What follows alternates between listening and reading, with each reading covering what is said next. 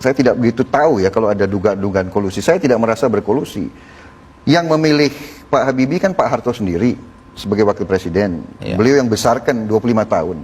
Jadi Pak Habibie adalah orangnya Pak Harto. Itu pengertian saya. Jadi kalau saya baik sama Pak Habibie kan tentunya saya tidak baik sama Pak Harto.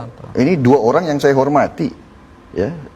Di dalam buku itu juga disebutkan bahwa ada kemungkinan Pak Harto marah pada Anda gara-gara Anda terlalu dekat atau bergaul atau berhubungan dengan tokoh-tokoh reformasi yang notabene adalah mereka yang ingin mendongkel Pak Harto. Bagaimana Anda menempatkan diri dalam konteks cerita ini? Saya waktu itu berusaha untuk menjalin dialog dengan semua unsur. Ya.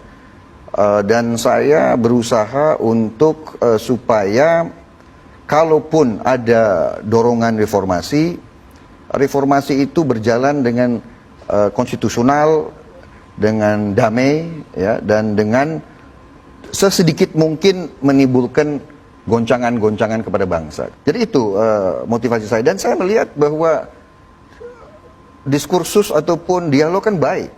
Bisa ditangkap salah sama Pak Harto bahwa ini kok ada orang mau mendongkel saya, kok menantu saya malah berada di sana. Pikiran saya kan bagaimanapun Pak Harto sudah punya jasa yang besar kepada negara. 30 tahun. Apa ya? Saya menginginkan suatu soft landing untuk beliau sebetulnya. Iya. Anda sebagai intelektual kelihatannya tertib dalam hal ini ya. Dan satu pertanyaan penting adalah, menurut Anda, Pak Harto atau keluarga Cendana merasa dikhianati oleh Anda itu karena faktor kedekatan tadi dengan tokoh-tokoh reformasi, atau karena faktor ada prasangka buruk tadi bahwa Anda hendak mendongkel sang raja, bahwa Anda adalah seorang putra mahkota? Tapi sebelum Anda jawab, kita break dulu. Ya, kembali ke pertanyaan tadi, mana yang paling mendekati kebenaran? Apakah Pak Harto atau keluarga Cendana itu merasa mulai terganggu karena Anda lebih dekat, atau bukan lebih dekat, Anda membuka hubungan dengan tokoh-tokoh reformasi, dan Anda sudah jelaskan mengapa tadi, atau karena itu tadi ada prasangka buruk bahwa Anda dan Pak Habibie sedang berkolusi untuk mendongkel Pak Harto? Saya kok kira seharusnya tidak dua-duanya ya. Kan saya juga sudah saya jelaskan, Pak Habibie ini dibesarkan oleh Pak Harto. 25 tahun menterinya Pak Harto.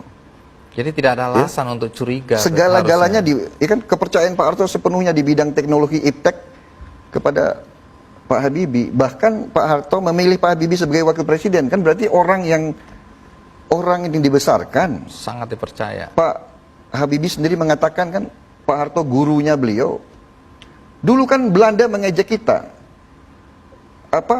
Kamu orang bikin peniti saja tidak bisa, kok mau merdeka? Nah sekarang ini ada putra Indonesia bisa bikin pesawat terbang. Wah, ini mengobarkan nasionalisme saya. Waktu pesawat CN-235 terbang pertama kali, air mata saya keluar. Air mata saya keluar. Saya bangga sekali. Saya dulu diejek, ya. Saya dulu sekolah di sekolah Amerika, ya. Waktu tahun 64, ya itu masih ada diskriminasi. Saya dulu ditanya, kamu dari mana? Dari Indonesia. Oh, Indonesia di mana itu? Rakyat kamu masih tinggal di pohon. That's what they said. Your people are still living on trees. Anda tersinggung. Ngomong itu. Ya, jadi itu. Nah, ini sekarang kita bisa bikin pesawat terbang. Kita negara terhormat. Kita sejajar dengan negara-negara maju, ya. Baik, sebelum kita lanjutkan, kita simak tayangan berikut ini. Pada awal reformasi, ketika mahasiswa mulai berdemonstrasi, ketika Quran mulai berani mengkritik pemerintahan, memang Pak Prabowo itu beberapa kali bertemu dengan saya.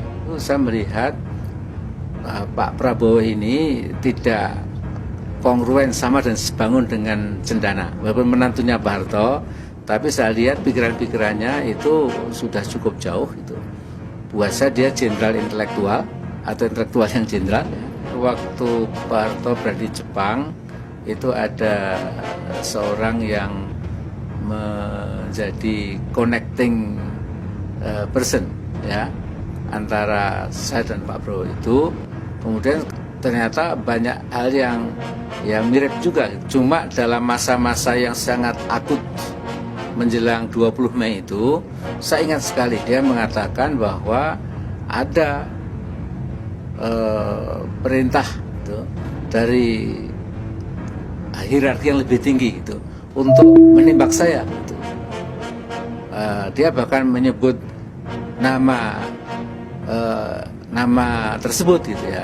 Tetapi udahlah Mas Prabowo, buktinya saya masih sehat, saya masih segar gitu. Jadi saya tidak terlalu risau dengan informasi seperti itu, tapi saya terima kasih informasinya supaya saya juga lebih hati-hati dan waspada.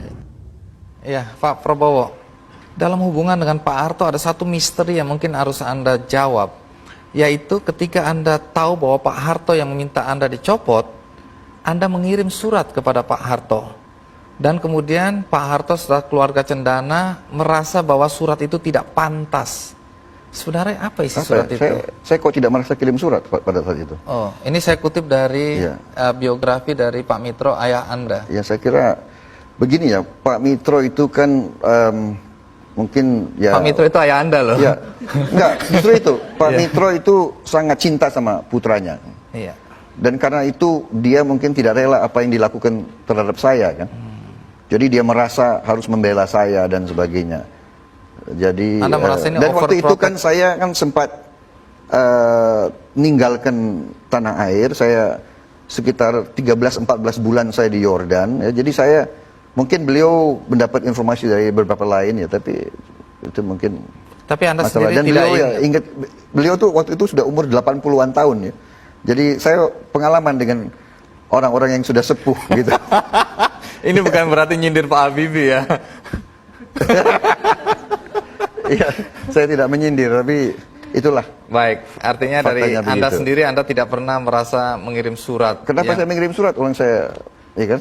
perasaan Saya ingin datang. membela diri atas tudingan bahwa Anda merencanakan sebuah katakanlah kudeta, itu omong kosong lah itu ya. Baik, yang menarik memang waktu Anda bilang toh Anda kemudian meninggalkan Indonesia pergi. Iya. Tapi ada satu hal yang menarik ketika Anda pamit pada Pak Wiranto, siap Jenderal saya mau berangkat, mau pergi. Terus Pak Wiranto bilang, ya berangkat daripada nanti ada mahkamah militer. Begitu dalam kasus Trisakti. Tidak pernah beliau bicara Tidak pernah seperti ada. itu. Baik, sebelum kita lanjutkan, kita akan dengarkan pesan-pesan berikut ini.